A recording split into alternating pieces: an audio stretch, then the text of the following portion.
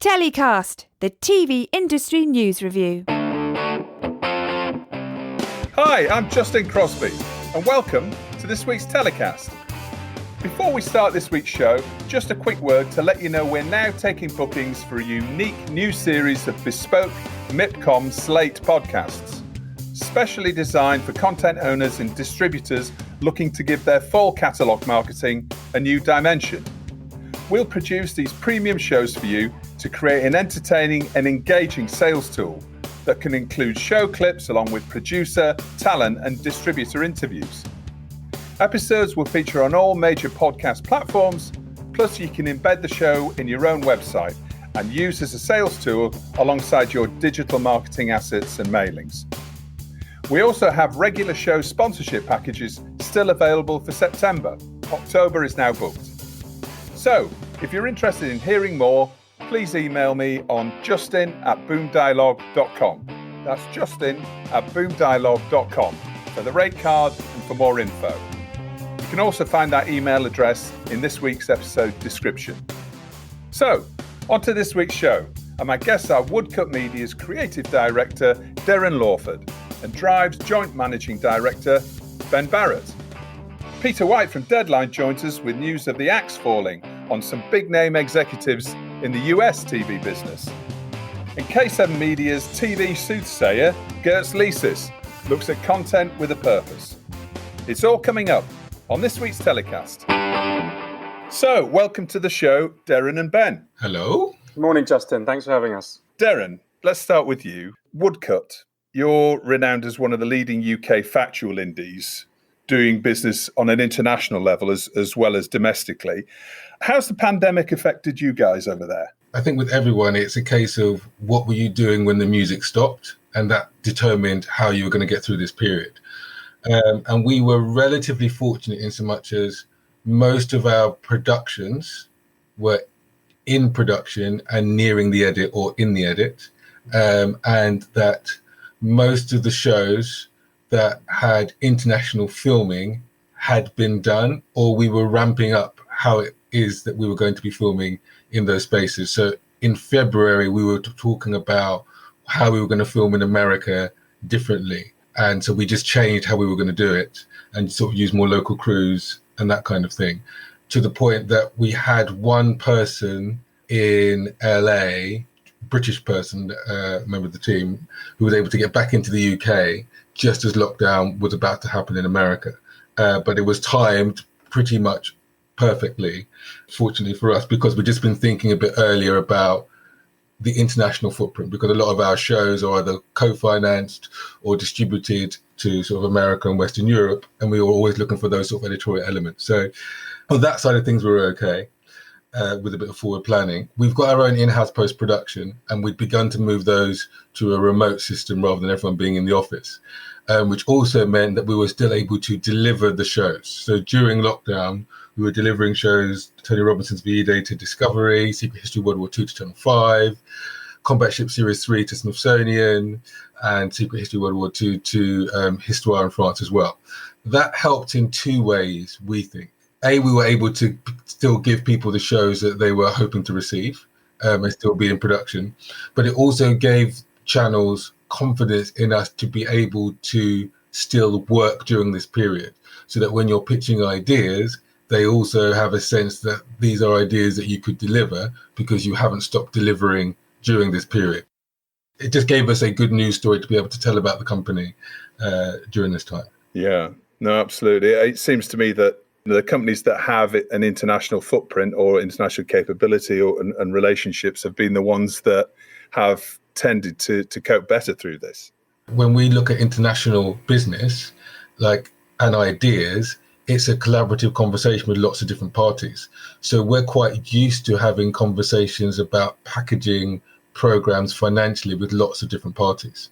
If you've had a domestic business in whatever country, whether it's just in the UK or just in the US or just in Germany, and you're only dependent on the domestic market, then you are a hostage to whatever is challenging that domestic market. So say you, as a producer, you were only really focusing on Channel 4 and BBC. It would be a challenging time. BBC's needs are changing as in relation to the audience they're trying to appeal to during a pandemic, and obviously Channel 4 is challenged by a downturn in advertising revenue. As a producer, you've got no control over those two things. You can't control the audience's desire for more news and current affairs at this time, and you can't control the advertising market. Whereas if you're an international producer, what you can control is, I've got X amount of money in my pocket and I need to find someone else to put X amount in.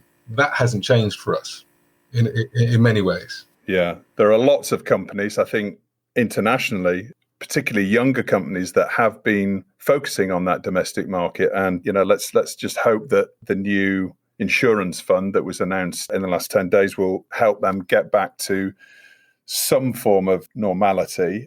How about catalogue for Woodcut? Have you had success repackaging catalogue? Has that been a major part of the side of things you've done during the lockdown?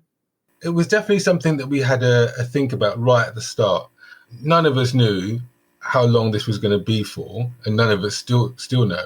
But in those first sort of couple of weeks, there was definitely a lot of talk in the factual space about archive-driven shows, whether it's your own archive or existing archive that's out there, and how you might package that and curate that. So we definitely had conversations with people about that. We have explored developing shows that are sort of predicated on maybe a mixture of our archive and other people's archive. But we quickly realized that there's only a finite amount of stories that you can tell through archive, and there's only a finite amount of people that can make those stories. And so that doesn't really give us a point of distinction in the marketplace. And now more than ever, you need to be able to do that. After those first sort of 2 to 3 weeks, we haven't overly focused on catalogue-driven shows. We've focused on what are the shows that we can make during this time that people associate us with, and where are those people around the world that can help us make that happen. You mentioned a few shows that are essentially established franchises now, which is also a real bonus. In terms of new shows and new developments and getting new ideas away right now, I mean, presumably the emergency COVID insurance fund that we talked about a bit earlier has now come into being. Is that going to help? Is it going to help significantly? I think it helps breathe confidence into the market on both sides. So if you're a producer, you feel confident to go out and shoot because you feel like you've got that security. And conversely, if you're a broadcaster, you feel confident about investing in new shows because you feel like if there's a chance that they can be delivered, and if anything does happen, then there is some sort of coverage. But I guess from a broadcaster's point of view, you've still got to get all the shows that you paused back online. And so there's still going to be a backlog in terms of decision making for brand new shows, I think. It's not that brand new shows won't get commissioned, because they are, but I think if it's a completely new show, which is really bold and innovative, I still don't feel like anyone is rushing to fund that type of show. But if it's a show that could be made good quality, that builds on stuff that you might have done before, you feel like there's more of a chance of that show being made. It's about low risk, isn't it? Yeah, and lowering the risk and hopefully raising the reward, if you like. Are you in production right now? Are you producing anywhere? Yes, and I'm just trying to work out what I can and can't say. Yes, we are. So what I can say is that we are producing series, plural, but the one I can mention is Murder at My Door with Kim Marsh. Yeah, we've been filming contributors. We've shot with Kim. We're delivering episodes at the moment. And there are other shows that we are currently in production on as well.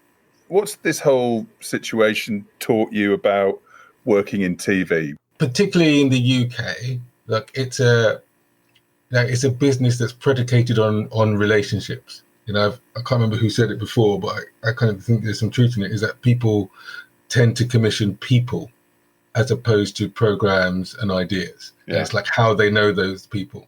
And I think, like, if you've got good relationships with people and you've been able to make those connections, then you are, I guess, building on those connections in a virtual sense. But if you're trying to build new connections, it's very difficult to do that now. You know, there isn't a serendipitous encounter with someone in a bar, at an event. You know, it's like you can have a virtual networking event, but it's difficult to have those bonds and create those new bonds and those new relationships. That's the bit that's challenging, I think. Yeah. But conversely, I do think that the people that you have relationships with, that you have good relationships with, those feel stronger, because ultimately we're all in this together now more so than ever. So that's one bit. Yeah. And then the other thing I think is that, you know, we've got offices in Hampshire and London. And so we'd always been advocates of remote and flexible working.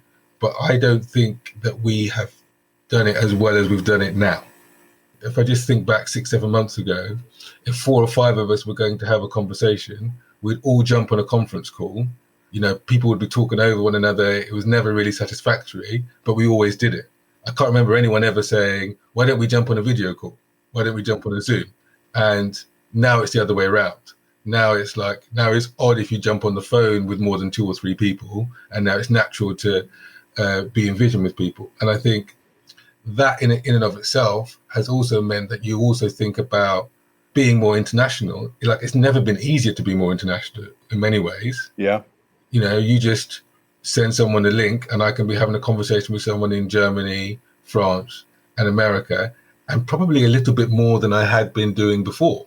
That's definitely been something that I've noticed from our perspective. Yeah, and I think people have been a little bit more available, haven't they? Because I think, yes, you know, we've all been working from home. There's been less people traveling, less people in conferences, less people doing a lot of possibly internal business, especially in bigger companies.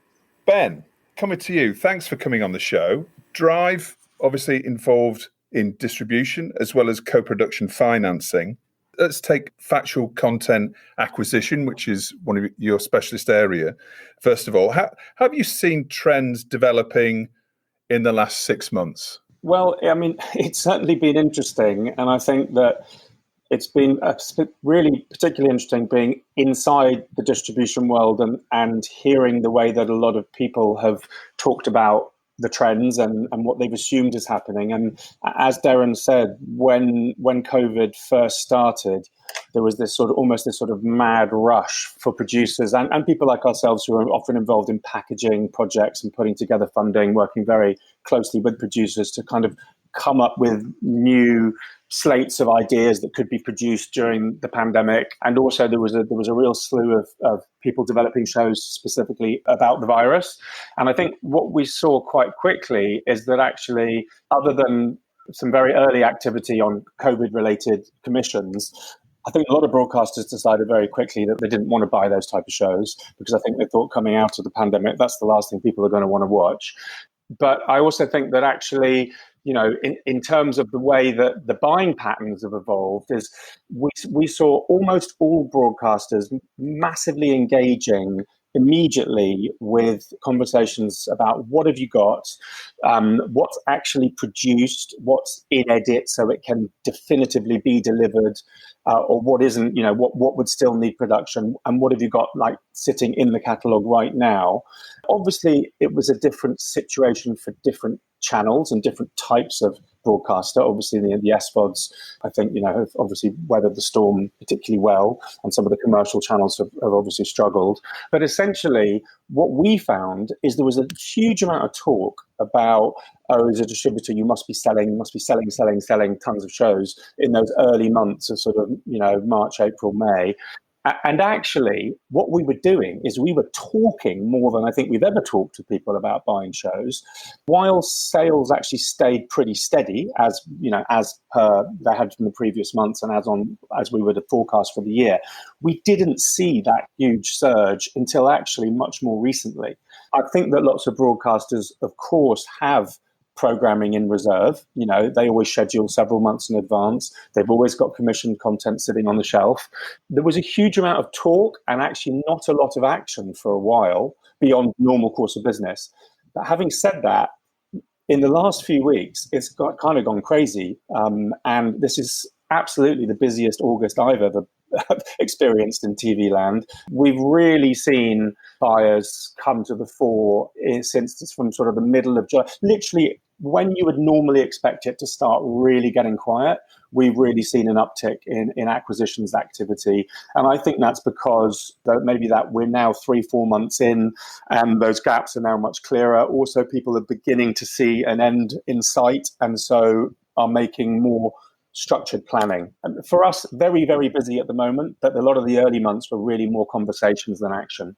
August, as you say, is usually the time the TV industry is traditionally dead, really, isn't it?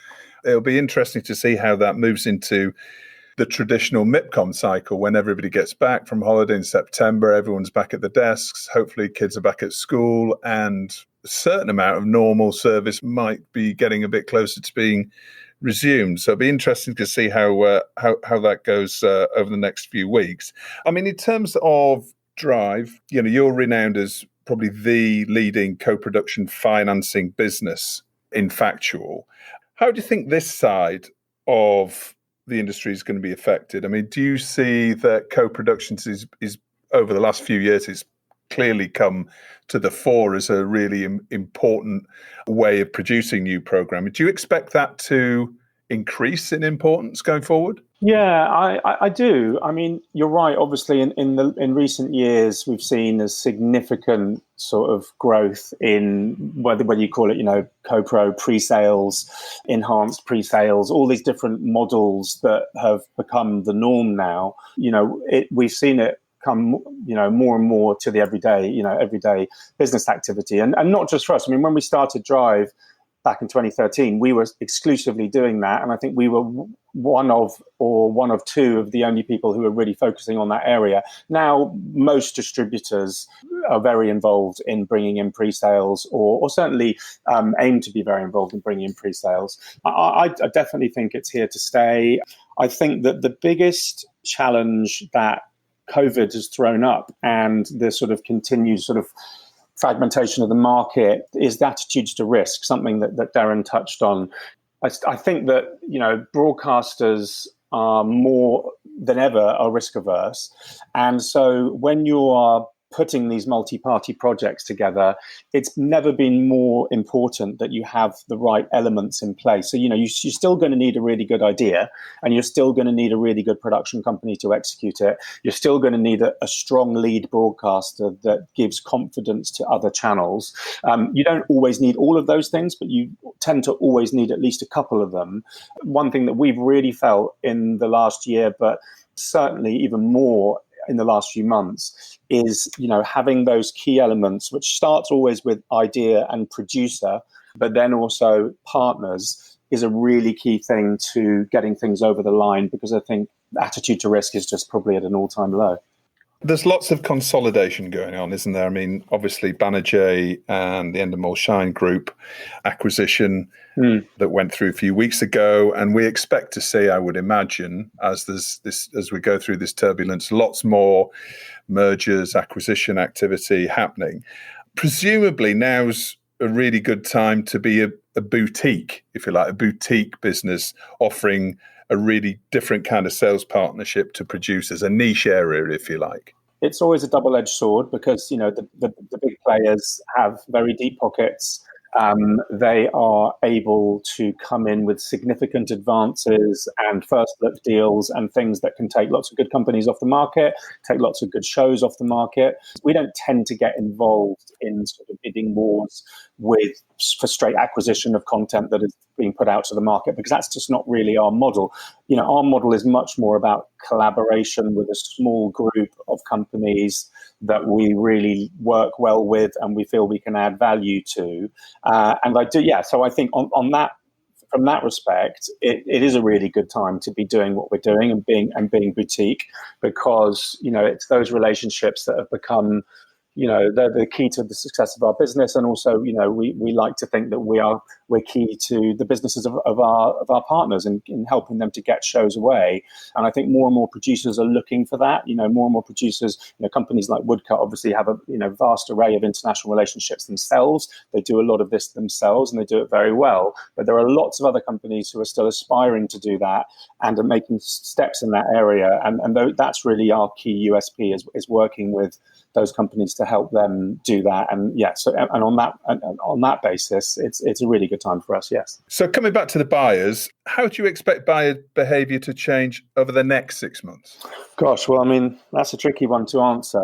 If we work on the assumption that we don't get a full, a proper second wave, in multiple territories, and that things slowly get back to normal between now and the end of the year, then I think that we'll see buying patterns reverting to fairly normal, insofar as you have to allow for the fact that lots of channels are going to be working on recovering from the loss of advertising revenues. So I think we're going to see a lot of downward pressure on price. I think, volume is going to be important for people. We've certainly found that series that we have where we have many hours or many series of a brand, those have been particularly interesting for buyers at the moment. And I think another thing that we as a distributor have to be really aware of is that while some production has managed to keep going during the pandemic, and we've been fortunate, we had 2 series that we didn't really have to stop because of the nature of how they were being produced.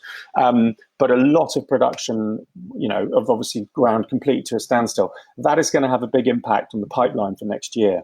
So I think that production can get back going properly in the next month or so. Then, we're looking at a 3 to 4 month gap, so you'd expect a sort of, 30 to 40% drop in the amount of hours that are going to be available on the market for sale for next year. Obviously, there's a lot of talk about the fact that, potentially this is a very good time for non-scripted, because the scripted shows are obviously in the big studio shows. Those are facing far more challenges of coming back to normality. So on one hand, I think we're going to see a lull in the amount of content available, without doubt. But I do think there will probably be increased demand for that content because of the gaps that will still be there because of the other types of shows that are not going to be coming through for a little while longer. So it's really hard to call, but I hope those two things sort of balance themselves out as much as possible.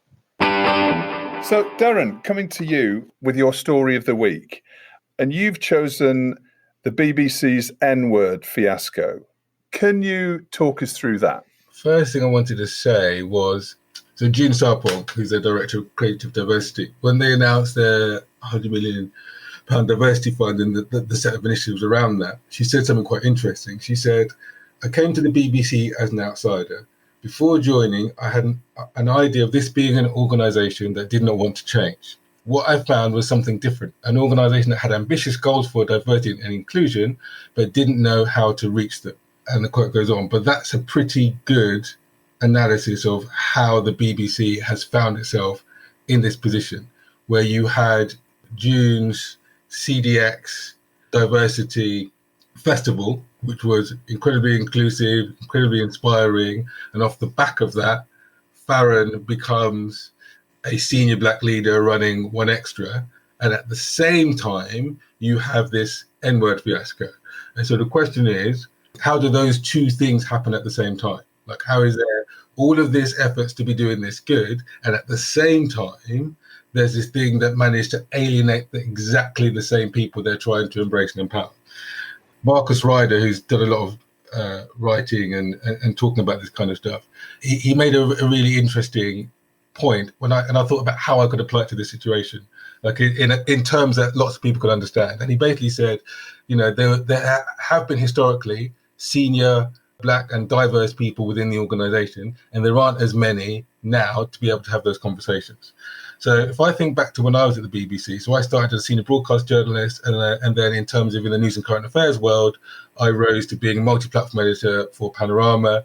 I would sit in on, it was a self-commissioning strand, I would sit in on commissioning meetings. At the time, Tom Giles, who now runs ITV's current affairs and bits of their faculty output, was deputy editor, right? I was also, because I was doing a lot of digital stuff at Panorama, advising editorial policy about compliance issues around on-demand content. Right? This is 7-8 years ago. So Tom left, Tom became editor and then runs ITV Current Affairs over an 8-year period. So let's just imagine that I stayed in news and current affairs, and it's 8 years later, and I'm a senior editorial figure within news and current affairs. If that incident had occurred, it wouldn't have occurred in the same way. Here's what would have happened. There would have been a discussion about whether that word should have been used. And then I would have said, well, here's how that word makes me feel, okay? I grew up in Eltham in the early 80s, and from the age of 7 to 16, I would hear that word directed at me, guaranteed, every week. I just didn't know where or when. I didn't know whether it was going to get shouted out of a van that was driving past me. I didn't know whether it was going to get shouted at me when I was on a bus and someone was behind me. I didn't know whether it was going to be a newsagent saying it to me instead of my name. I didn't know whether it was going to be a security guard stopping me going into a shop. I didn't know whether I'd be going to a pub and then people would use it and then they go, oh, no, let's not use that word now because Derren's around. Okay, so it's a word that causes serious offence and trauma. However, when you look at the BBC's editorial guidelines, it is not considered a word that requires a mandatory referral. When you realise that no racist slur requires a mandatory referral, it makes you wonder, why is that? Probably, I would argue, because there wasn't someone from a particular background, ethnic background, that says, has anyone ever realised that this is a glaring omission? There are 3 words that require a mandatory referral, and none of them are racial slurs. That is now changing as a direct result of what's happened. And so I think this is, big organisations have lots of different processes and lots of different people in rooms making decisions. And if you don't have the right complement of people in the rooms for really senior decisions, this is how mistakes like this can happen.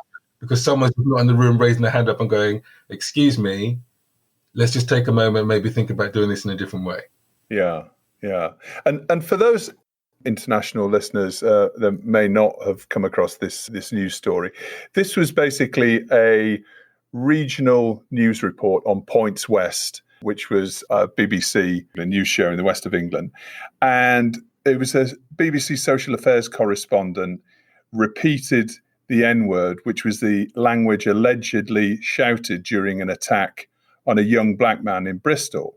And apparently the family involved actually wanted the word to be used during the report. And that's perhaps what has led to this. I mean... So I get that bit. I get why they would want it to be used. This is where it really helps having people from different backgrounds in the room when you have the conversation about whether you do it or not. If there was a scenario where it could have been okay, then it would have needed to have been a black reporter. Because what is very difficult to understand if you're not black is how that word sounds when it comes out the mouth of a person who's white. It's just very difficult to understand because you haven't been on the other side of it. This is one of the things that I guess was beginning to undermine what it is they were doing or how they were going about it. There was a tweet from Larry Madowo who said, the BBC didn't allow me, an actual black man, to use the N-word in an article when quoting an African American who used it. But a white person was allowed to say on TV because it was editorially justified. Okay, and this is where the BBC got itself tied up in knots a little bit. Thankfully, they have come to their senses. It is a shame it took 2 weeks and thousands of people complaining and a one extra talent sideman having to resign in opposition to what at that point had been no acknowledgement that there should be an apology. And in a way, I think the broadcast, when there were 2 broadcasts, because there was a Lucy Worsley show as well, the broadcasts themselves were bad in terms of the reaction that people had towards them. But what exacerbated the situation was a refusal to acknowledge wrongdoing. And I think this is something that we're just seeing on a wider scale with sort of the reckoning around systemic racism at the moment, is that, there's this notion of white fragility, but there's also this is compounded by institutional fragility. The notion that you cannot, as an organization, accept wrongdoing because you're worried about something else in that conversation. And the listening and learning that they said that they want to do now, if that's the biggest lesson that they should take as an organization, it's if we are dealing with something that speaks to a lived experience that I have not had, then let me listen and learn from people who have. It's as simple as that. If they had done that, they just wouldn't be in this situation. It is extraordinary. I mean, I think the BBC clearly, you mentioned earlier on, allocating £100 million inclusivity fund, appointing June Sarpong as creative diversity director. I mean, they're making all the right moves, I think, generally, but it just seems to still be fundamental disconnects in the organisation as it tries to do the right thing. I mean, do you think the corporation can learn from this experience? I actually think that the whole industry can learn from this. And I think the whole industry is learning from it. There was Creative Skill Set webinar yesterday on diversity. You've got Danny Horan, Zai Bennett, Charlotte Moore, Kevin Ligo. The challenge for the industry is these are the most senior editorial figures in the land talking about diversity, and none of them are diverse. And obviously today, broadcasters announcing that, reporting on Kevin and Zai in particular, saying we are committed to making sure there are more senior Black, ethnic minority, diverse, underrepresented editorial figures, because that is the difference. Once you're in the room with different types of people and different perspectives, you are just less likely to come up with the wrong approach to people who you haven't lived through their experiences. But also, it's better for business, like ABC is one of the most, if you look at the success of ABC's content, like, it's predicated on having diverse casts, because they're like, if we have as many different people as possible in these shows, then as many different people as possible are going to want to subscribe and watch our shows. It's what Netflix do. Netflix are trying to be like a global broadcaster, which means they need everyone to watch, which means it's their business imperative to make shows for everyone all the time.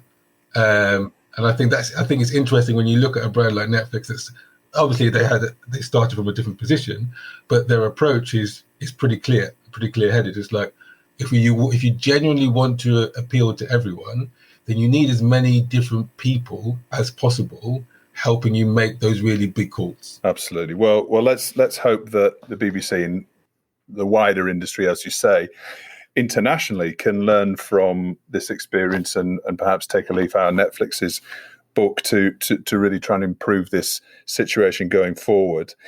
Ben, your story of the week is, talking about Netflix, is the report on global OTT revenues, and OTT meaning all forms of over-the-top transmission, including SVOD, AVOD, direct downloads, etc. Can you tell us a little bit about that? This is the report that came out from Digital TV Research and was reported, I think it was yesterday, in quite a lot of detail in various different publications. And what really stood out for me in reading this was just the sort of sheer scale of the growth, really. It's not surprising when we know how much of the dialogue and discourse of the industry at the moment is all about OTT. But when you strip it back and you look at the fact that, so the key numbers are that the global OTT revenues reached 83 billion in 2019. But that is an increase of 50 billion from 2017, meaning that's almost 300% growth over the last, in 2/3 years. Alongside that, you've seen AVOD, which we've all been pitching to Netflix and Amazon and various other SVOD services, which are really now beginning to grow. I mean, CuriosityStream is one that I'm particularly interested in. We're doing quite a bit of business with them, and they're doing some great stuff, and they've seen massive growth. And I think they've just announced that they're going to be floating, actually, doing an IPO. So we all know about the streamers and that sort of scale of growth, alongside the scale of growth in AVOD, which is also which accounted for 24 billion. So, over a third, just under a third of the OTT revenues in 2019. And AVOD's really particularly interesting for us as a distributor, because I say a factual distributor, because I think the AVOD market scripted has been much more developed for a number of years. But until last year, we were really doing very little in this space. We were being offered only revenue share deals, and when we dipped our toe in the water, the revenue was pretty minimal. And to be frank, we were doing deals with shows that we weren't selling to TV. AVOD now is, it just feels like it's really now part of the conversation for us as a distributor with every show that we take on. And, and again, I just really stress, working in documentaries and in factual, that's a big jump from where it was a couple of years ago. We're now seeing lots of different types of deals. We're seeing lots of flexibility on how we can work in different territories and different windowing with different rights. So that for me was particularly interesting. But I think the biggest thing about this report that stood out was actually once you asked me to be on the podcast, Justin, I was looking through the week's news and thinking, what's an interesting story that I could talk about? It was just that this just stood out as such a sort of big growth story alongside just numerous stories of difficulty and woe from within the TV side of the business, that it really just felt like a real sort of juxtaposition of how these two different sectors are going in different directions. Alongside that, those growth figures that have already, almost trebled in the last 3 years. Also in the news this week, new Disney Star streamer planned for 2021, Viacom SVOD planned for 2021, Curiosity Stream IPO, as I mentioned, Little Dot acquisitions, Pluto acquisitions. So, there's all this positive noise and activity happening in the OTT space. Meanwhile, your TV headlines are dominated by, mass redundancies and job losses at Warner's, subscription losses at Foxtel, ad revenue down for commercial channels. For me, it just stood out that, the OTT market is just, it's just going to be such a big part of our future. And particularly at the minute, it seems to be going from strength to strength with all these new things planned for next year and beyond, I'm sure. Whereas, TV's having, it's still the lion's share of what we do.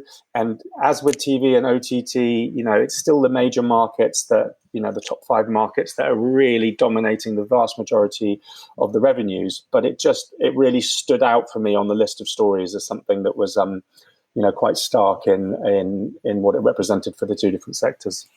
In terms of the experience of selling shows to traditional TV businesses, linear TV businesses versus SVODs and AVOD channels, for example, what do they need to do to try and fight back, do you think? What does, on the buying side, what do networks need to do? I guess the short answer is lots of them, this isn't so much the fight back, but, as I just said, with all the stories, all of the major networks are now just have got multiple OTT plans. There's more and more coming on that front. It's clear that content sharing between the different platforms only really works to a certain degree, and to be honest, doesn't often work that well at all. The standard terms that you'll get from the big OTTs that we've mentioned by name, that you'll get TV back after 12 or 18 months, by which point, unless you've got a massive hit show that's really found a big audience on OTT, not many channels are going to be that interested in it, in our experience. Perhaps the biggest thing is that we have found that OTT services are just much quicker in their decision making, and they're fairly uniform in deal structures. That for me is a major factor. But often they are global deals as well, and there's only certain projects that you really want to do a global deal for. I would still, for the right show, and we've done this several times in the last few years, we've turned down big global OTT offers to go territory by territory. And every time we've done it, it's worked for us. Now, we wouldn't always do that, because it might be that, those are particular event pieces or big specials or certain things where we knew there was going to be a big audience in a number of different markets. The big challenge for the linear channels is obviously these, is going to be, and for both really, is going to be this sort of the rights overlap and how the market is going to find its way through that, because the sharing of content between the two platforms, certainly in non-scripted, is something that, sort of seems to work sometimes on paper, but much less in practice. Interesting. Well, no, it's a fascinating time, but the last 6 months seems to have supercharged that move towards streaming, and we're going to see a lot of these traditional networks fundamentally having to rethink how they operate, and unfortunately, that's probably going to mean a lot of job losses as well as we go through the winter. So now it's the time in the show that you've all been waiting for, to hear Derren and Ben's hero of the week and who or what they want to get in the bin. Derren, let's start with you. Who's your hero of the week? Okay, so my hero of the week is Dominic Buchanan. So Dominic is one of the co-creators of End of the Effing World, hugely successful drama series, BAFTA award-winning series, and for reasons of sort of process and protocol, has not been allowed to have a BAFTA mask. It speaks to people having to speak truth to power whilst being discriminated against, which leads me to the thing that I would like to put in the bin. And I was trying to think, what is the thing that I want to put in the bin with all this different stuff swirling around? And it isn't like systemic racism, too big for the bin. It isn't white fragility, because that's not for me to put in the bin. But what it is, I think, is bureaucratic bungling is the only way. There's these outdated processes that are meaning which people are slightly hamstrung by. Because of that, they're compounding mistakes or making unnecessary mistakes rather than moving things forward. So yeah, a little bit of clear-headedness in terms of how processes could be updated for the benefit of everyone would be good. Yeah. So bureaucratic bungling is going in your bin. Yes. Okay. Excellent. And just coming back on your hero of the week, it was extraordinary, that story, that the co-creator of this hit show couldn't have a mask. The iconic BAFTA trophy for creating such a huge hit show, and just due to I didn't really understand why he couldn't get it. It was just extraordinary to me. Like it's a technicality, but there's the letter of the law and the spirit of the law, that old saying, and I think this is a very unfortunate case of that. And you have to bear in mind that for him to write an open letter like that, it takes a lot of courage, and it may come to nothing, and he still feels like he has to do that. That takes real courage. I think what's really interesting about it is that the show, it's a really good example. He's a talented black creative that created something that had mass appeal and wasn't about blackness. And as he said since, he's like, if people now come to me and say, if you're a black person, you want to try and do anything in the industry, is it possible? He feels like it's harder for him to say that. And that, for me, is the real shame out of it, is that this actually was an opportunity to be an amazing good news story. It was and it's like snatching defeat for the jaws of victory. Hence my bureaucratic bungling. Yes, absolutely. Okay, well, we'll put a link to that news story in the description of the podcast, so everybody can kind of click on that and figure out, see if they can figure out why he couldn't get this award after working on this show for almost 10 years. Ben, coming to you, who or what is your hero of the week? Well, I've taken the slightly unusual approach of sitting on the fence with one particular story and saying that this could be absolutely brilliant, or this could be something that really needs to get into the bin. So This is a story that I read in C21 about the US version of the Eurovision Song Contest, which is called the American Song, and it's due to debut in the holiday season of 2021.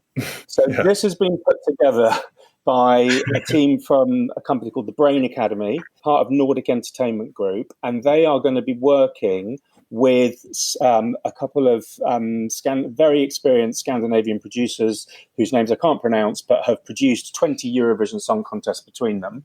And they also apparently have Ben Silverman from Propagate on board in the US, but I note that they do not have a US channel as yet. Now we all love to laugh at the Eurovision Song Contest in the UK, and we know that lots of countries in Europe take it really very seriously, and see it as an absolute, must-win event for certain countries.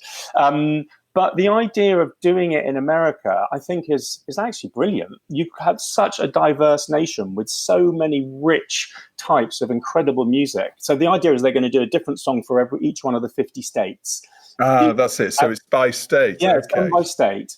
And I just think if it doesn't turn into the kind of show that we have here in Europe, it could actually become... It's actually a really brilliant idea, and I think something that could be fantastic. If it goes the way that it's perceived here, then perhaps it will be utterly unwatchable. And as I said, I do note they don't have a channel on board as yet, so I'll be very interested to see how that plays out. But that, for me, could be completely heroic, and it could be utterly terrible. And hopefully we'll find out next year. So you're reserving judgment. Yeah, I think you'll be able to tell how it's going to go in the first 5 minutes of that show. Absolutely. And I just hope that Will Ferrell is involved in some way. Presumably doing, the Fire Saga opening song. You know what? To get him as a host, like in a Graham Norton style role, definitely. That would be he's a big fan, isn't he? The film actually is almost a love letter, isn't it, to Eurovision? It's done with such care and affection that it's funny as well. It's great. But let's hope they do keep some sort of humour in it, though, rather than just being sort of country versus rock or whatever. Let's hope it's humour and some great music, and I think they'll be on to a real winner. Yeah, brilliant. Okay, fantastic, guys. Really appreciate you coming on the show in this very busy August. So thanks again for your time. Good luck. Really look forward to seeing you guys in the real world at some point very soon. All right. Thanks, Justin. All right. That would be nice. Thank you, guys. Thank you, Justin. Cheers. It's time to welcome once again Peter White from Deadline Hollywood. He's joining us from LA. How you doing, Peter? Hey, Justin. I'm good. I'm back in the office for the first time since I took this job. I say back in the office, like this is the first time I've been in the office. You moved to LA when? Was it March? I moved on March 17th, just as President Donald Trump had put in a travel ban from the UK to the US. So we snuck in there, and it's been 5 months now. So it's nice to see the office.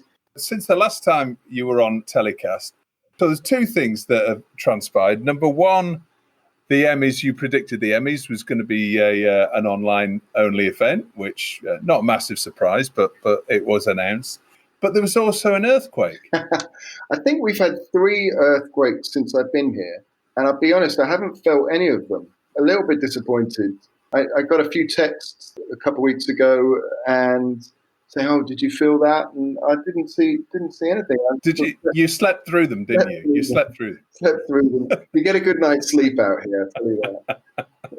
So what's been going on in the LA TV business? It's been a big week for corporate bloodletting in Hollywood. But restructuring has been going on. Warner Media and NBC Universal, big changes at both of those. Not really COVID related. I think this is more structural than that. I think this problems that came about when streaming essentially became the be all and end all, it seems. So on the Warner side, a couple of big names got let go or announced on Friday that they were leaving. Bob Greenblatt, who is the chairman of Warner Media Entertainment and direct-to-consumer, and Kevin Riley, who was chief content officer for HBO Max and a bunch of the cable networks like TNT and TBS. So they're both leaving. They've been replaced by Anne Starnhoff, who is taking over. She's the Warner Brothers chief. So she's going to see all of the network's film and TV studio, as well as the streaming assets. And then a bit of a promotion for the HBO boss, Casey Bloys, who was president of HBO programming. And he now will oversee HBO Max and some of those other networks. So a big move there. On the international side, some of the listeners might know Jeffrey Schlesinger. So he's going. He's probably best known as the man who once rode into an LA screenings party on an elephant. Yes, I've heard about this. Yeah, it was many moons ago. It was probably 10 years ago now. He was wearing a translucent suit as well, which often gets forgotten. But they had a big party, and he waltzed in on the back of an elephant. So I don't know if he's going to be leaving on the back of an elephant, but yeah, he's certainly out. And that sort of points to, the change of the way the business is being done. It's less about selling shows. It's streaming. It's global rights. It's all those sorts of things. So, and it's content. Casey is you can see why he's got the promotion, because HBO has been on a bit of a tear recently. Yeah. So there's that, and I'm sure there'll be some more big names over the next few days and weeks. We're rooting around to see who else is going. Yeah, these are really big names, aren't they? I mean, at the top of the company. I mean, is there any idea of sort of middle management and what the overall cull looks like? Is it just in LA or is it worldwide? Well, it'll be global, but so we're hearing numbers between 600 and 800. A lot of those people will be in sort of operations, finance, and some of those divisions. There will be a lot of crossover because they're essentially bringing a lot of different units together, so that there'll be a lot of duplication of roles. So there won't be too many more very high-profile names. I think those are the big ones, but I'm sure there'll be a few. And yeah, we don't know how it's going to play out. Certainly in the UK, Warner has a fair bit of business, so whether that has a huge amount of impact on some of that. I shouldn't imagine the indies that Warner's owns will have this, but certainly on the corporate side, and it's just pointing to how things are going to go. And similarly, you saw it with NBC Universal. They did something similar last week. Good news, bad news for Brits in Hollywood. On the one hand, you had Paul Telegdi, who the former BBC Worldwide man. He was chairman of NBC Entertainment. I mean, he's essentially in charge of commissioning for the main NBC channel, the director of content there, as it were. He's going. I mean, that's a bit of a tough one for him. He's had a bit of a bad week coming after he became the subject of a internal investigation into allegations of professional misconduct. So I don't think it was a huge surprise, but this was part of the restructure. And then another Brit, Frances Berwick, who back in the 90s used to work in Channel 4. She's got a bigger role. She used to be in charge of the cable networks, the lifestyle cable networks, and now she's essentially going to be in charge of all of the networks. But on the business side, they'll have a new programming boss. There's a lot of names being thrown around now in terms of who might get that job. But again, I think it points to this idea. You've seen that with Disney. You've seen what they've been doing. You've seen with some of the other studios. They're consolidating as we all essentially watch telly on the internet. And I guess it's just a case of perhaps these huge companies were maybe planning on doing this and rationalizing their businesses over the next sort of 12, 18 months or so. But maybe COVID has really sort of brought it forward and just sped up the process. Yeah, it's tough to tell, isn't it? You don't know how much of this would have happened or the timing of this. With Warner Media, I think Jason Kilar, who came in, I have a feeling this is not really COVID related. I think this is his plan. He joined a few months ago. So I imagine this is sort of his first thing that he's taken charge of.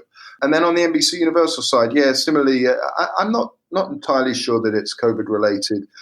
As you say there, I think the timing of these things might have been impacted because a lot of the business is stalled at the moment. I mean, on both sides, other than the production shutdown, they've both got these new streaming services. So I think that's really where this is with Peacock and HBO Max. So they're under the cover of COVID, but not a great time to lose your job either. No, absolutely not. And is there any sense of how HBO Max has started out of the blocks? Not really. None of these companies give numbers.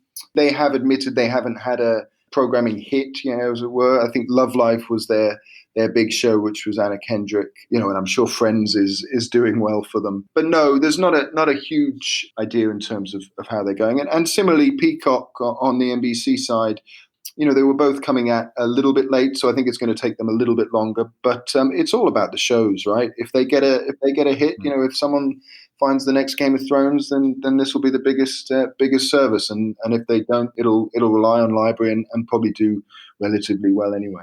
Well, we obviously wish anybody who's been impacted by this, both on the NBC Universal side and the Warner Media side, wish them all the best, and hopefully they can find new roles very quickly. I mean, there's obviously a lot of senior people now out on the market, so I'll be interested to see where they land. Yeah, exactly. The dominoes falling does tend to shake things up. So I'm sure there will be some more moves over the coming weeks and months. Okay, Peter, as always, thank you. Don't get caught in any of the earthquakes or any of the natural disasters. I'll do my best. Thanks, Justin. So it's that time in the show that we get to go over to Riga and speak to Girts Licis from K7 Media. Good day, Girts. Hello, Justin. It's the Great Bake-Off Day, I think in London, but also in Riga. It's really hot. As an Englishman, I'm suffering rather from this. Are you? Yeah, I mean, we're a country, as you probably know, that doesn't really understand air conditioning. So we're suffering. And obviously, everybody's at home. The whole TV industry's at home. Everyone's absolutely baking. What are we going to be talking about this week, Girts? Well, today I thought I would focus in a bit more detail on the subject of a show with a purpose. Because as you may recall, I came up with this idea of drama with a purpose here on our podcast a couple of weeks ago. So I thought I should expand a little bit on this. Okay. Particularly when looking back at how the format industry developed over the decades. At its beginnings, formats were very much about bringing individual satisfaction to its participants.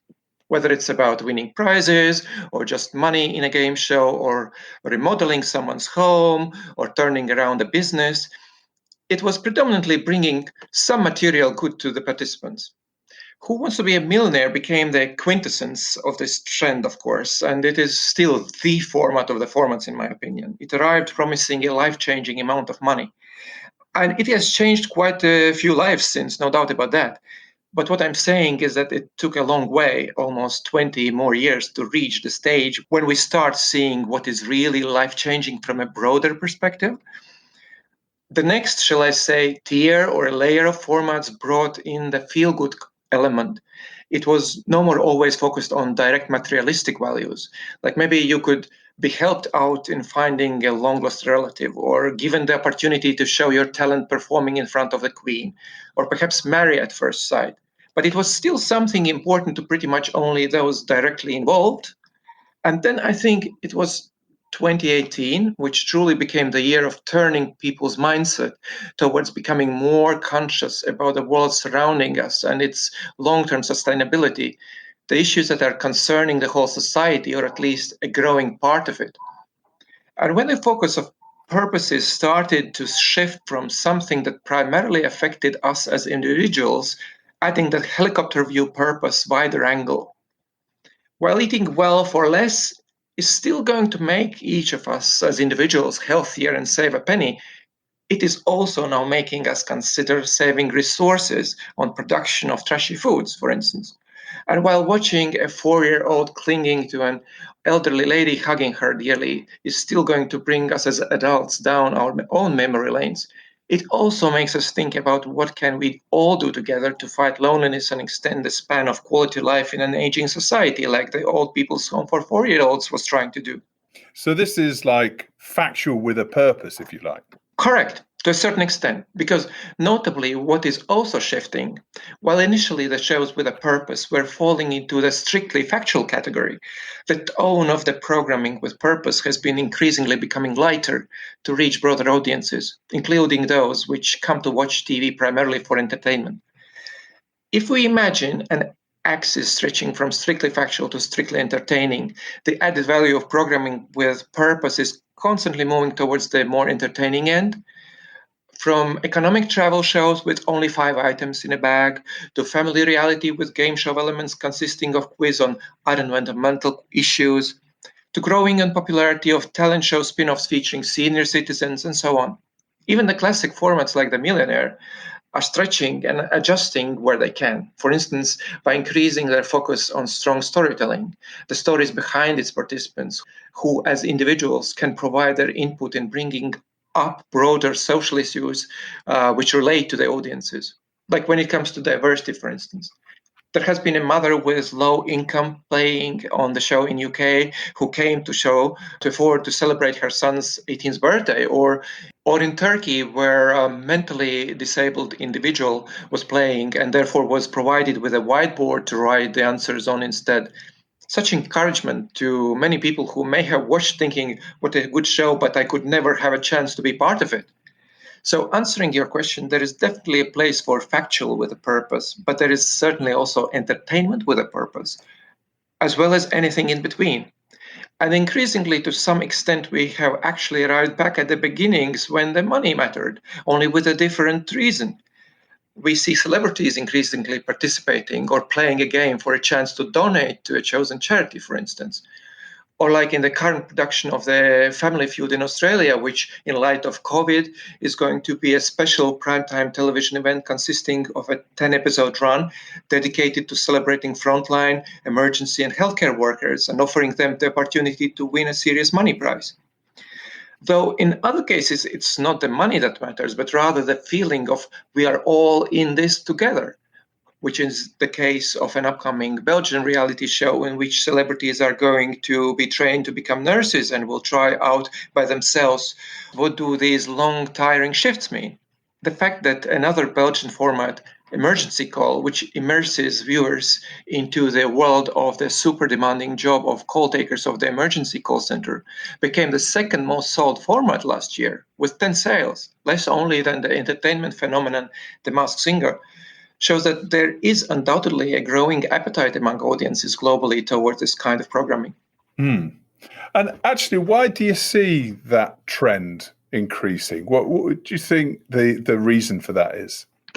I think it's just like a snowball which has started rolling and then just adding the snow on keeping rolling. Like we all know Greta from Sweden and so on, and particularly with younger audiences becoming, and younger people in general, not just audiences, becoming more conscious about the world around them. I think that's one of the biggest reasons. So coming back to where you mentioned about drama with a purpose for the first time here a few weeks ago, tell us a bit more about that. Yeah, talking about scripted shows, we are definitely starting to see this same trend growing, with shows which have an objective not just to entertain, but to bring a broader issue to public awareness. In some cases, even in collaboration with a related authoritative body or with a consultant involved in that specific subject attached. Like the Spanish drama Los Desaparecidos, The Disappeared, featuring a group of 6 police officers within the national police responsible for investigating of missing person cases, trying to solve disappearance cases that everyone else has already given up on. This series is made in cooperation with the Spanish Missing Persons Association, which in its turn is run by a lady who is mother to a missing child herself. Hulu in the US is currently developing an adaptation of a bestseller book, which is a factual account of America's opioid crisis. Centering on a compassionate old-school doctor played by Michael Keaton, this drama called Dopesick will explore the struggles of addiction at various levels and will shine a light both on affected families and those fighting to cure the nation's drug problem. Disney's ABC, in its turn, is in works of yet untitled medical drama from The Good Doctor writer-producer David Renault, inspired by his own life. Renault was paralyzed in a car accident. Before taking a career change to be a writer, was inspired by his disability to attend medical school and attempt to be a doctor. This show is adapted to a female protagonist and will follow a female wheelchair-bound doctor, sending a strong message to all the skeptics. And finally, particularly strongly resonating with the recent Black Lives Matter movement, the former National Football League's quarterback Colin Kaepernick, renowned for taking the knee in protest to police brutality in 2016, has teamed up with filmmaker Ava DuVernay for new Netflix limited series Colin in Black and White, which will follow a young Kaepernick adopted as a baby by a white family through his teenage years and early rise to sporting stardom, exploring the events and circumstances that molded the future activist's social conscience. So we're really seeing a flight to authenticity, aren't we, in both factual and scripted programming? Absolutely. Yeah. And I think it's just going to become bigger in the next year or so. Yeah. And I guess you could say that many of the David Attenborough natural history documentaries maybe was responsible for some of this movement, or certainly kickstarting it with Blue Planet and the activism that came out of the back of the first show. Possibly as one of the causes, but also if we are looking at the broader picture, I think the borders between scripted and unscripted in general have been becoming more and more blurry. And it's not just the scripted that's borrowing from the unscripted. It's also unscripted shows which are borrowing a lot of tools and tone from the scripted ones. Yeah, well, in the UK, the BBC recently aired a 3-part factual series looking at the rise of the Murdochs, called Rise of the Murdochs. And the whole production and the feel, the theme tune was really, very much focused on Succession. So it was really interesting to see the drama inspiring a factual series rather than the other way around. Fascinating stuff. Girts, thank you very much as always. We'll see you next week. Yeah, take care. Well, that's about it for another week's show. As always, thanks for listening. Don't forget to rate and subscribe to the show and share it with friends and colleagues on social media. If you want to hear more about our advertising and sponsorship packages, including our new series of bespoke MIPCOM Slate podcasts, please email me at justin@boomdialogue.com. That's justin@boomdialogue.com. TellyCast was edited by Ian Chambers. On next week's show, we have Toby Faulkner, head of Unscripted at Facebook, along with Sam Barcroft, CEO of Barcroft Studios. So it's all about social media, digital and short form content. So don't forget to tune in then. Until then, look after yourselves and stay safe.